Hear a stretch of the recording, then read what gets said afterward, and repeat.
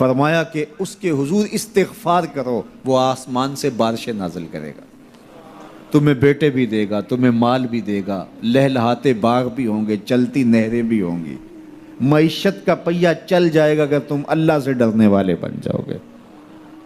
تو آج ہم کہتے ہیں یہ ہو فلاں ماہر اور فلاں شخص ہو تو پھر ہماری معیشت بہتر ہو سکتی ہے۔ اللہ نے کہا استغفار کرنا سیکھ لو، میں تمہارے لیے رحمتوں کے دروازے کھول دوں گا، رحمتوں کے در کشادہ کر دوں گا، پیچیدگیاں ختم ہو جائیں گی، مشکلیں آسان ہونے لگیں گی اگر تم اللہ سے ڈرنا سیکھ جو، اس کے حضور استغفار کرنا سیکھ جو۔ اور اگر تم ایسا نہیں کرو گے تو تمہارے اوپر نیچے سے عذاب نازل ہوگا۔ وَهُوَ الْقَادِرُ، وہ اس بات پہ قادر ہے، ان یبعث علیکم عذاباً، کہ وہ تمہارے اوپر عذاب نازل کرے، تمہارے اوپر سے، تمہارے نیچے سے۔ اللہ اکبر۔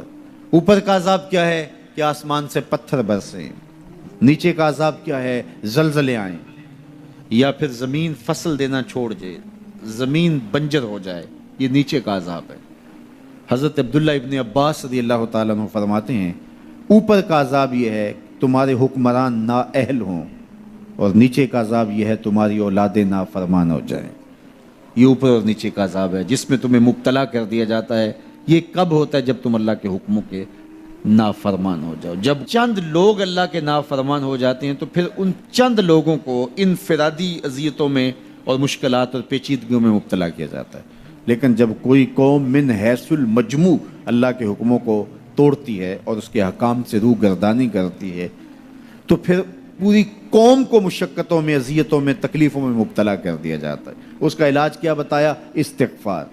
حضرت نوح علیہ السلام نے جو اپنی قوم سے کہا تمہیں مال بھی ملے گا، تمہیں دولت بھی ملے گی، تمہیں بیٹے بھی ملیں گے، سرسبز جو ہے وہ باغات بھی نصیب ہوں گے، ان کی شاخیں پھلوں سے لدی ہوئی ہوں گی، چلتی ہوئی نہریں اور برستی ہوئی بارش، ساون کے نچڑتے ہوئے بادل، اور ماحول کی خنکیاں اور خوبصورتیاں اور جمال اور لہلہاتے ہوئے سبزے، اور تمہارے اوپر ہر طرح کی عنایات برسیں گی اگر تم اللہ سے ڈرنا سیکھ جاؤ گے اور اللہ کے حضور استغفار کرنا سیکھ جاؤ گے، تمہیں خوشحال اور خوبصورت زندگی عطا کر دی جائے گی۔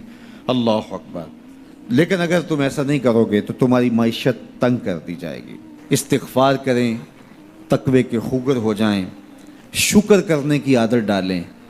جو شکر کرتے ہیں اللہ تعالیٰ ان کو اور زیادہ عطا فرماتا ہے، دنیا میں بھی اور آخرت میں بھی۔ اس طرح دوسروں کی پریشانیاں دور کریں، اللہ آپ کی پریشانیاں دور کرے گا۔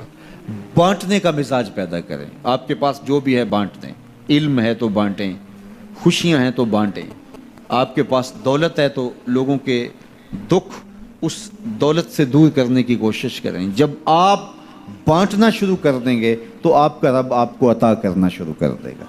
یہ بات ہو نہیں سکتی کہ انسان کی زندگی میں مشکل نہ ہو۔ جب انسان کو پیدا کیا گیا تھا، اس کا خمیر گویا گیا تھا، تو 39 دن تک اس کے خمیر پر مٹی جو گوندی گئی تھی انسان بنانے کے لیے، اس پر 39 دن دکھوں کی بارش ہوئی تھی اور ایک دن خوشیوں کا می برسا تھا۔ تو انسان کی زندگی میں خوشیاں اور غم اس تناسب سے ہیں۔ لَقَدْ خَلَقْنَا الْإِنسَانَ فِي قَبْضٍ، انسان کی زندگی مشقتوں کا مجموعہ ہے، حالات کی تلخیوں کے سے مقابلہ کرنا پڑتا ہے۔ لیکن حالات مشکل ہو جائیں تو ان سے نکلنے کا راستہ کیا ہے؟ تو سنیے قرآن کیا کہتا ہے، وَمَن يَتَّقِ اللَّهَ يَجْعَلْ لَهُ مَخْرَجًا وَيَرْزُقْهُ مِنْ حَيْثُ لَا يَحْتَسِبُ۔ جو اللہ سے ڈرنے لگ جاتا ہے، تقوی اختیار کر لیتا ہے، تو پھر اللہ تعالیٰ جل شانہ اس کے لیے مخرج پیدا کر دیتا ہے، یعنی اس مصیبت سے نکلنے کے اللہ راستے دیتا ہے۔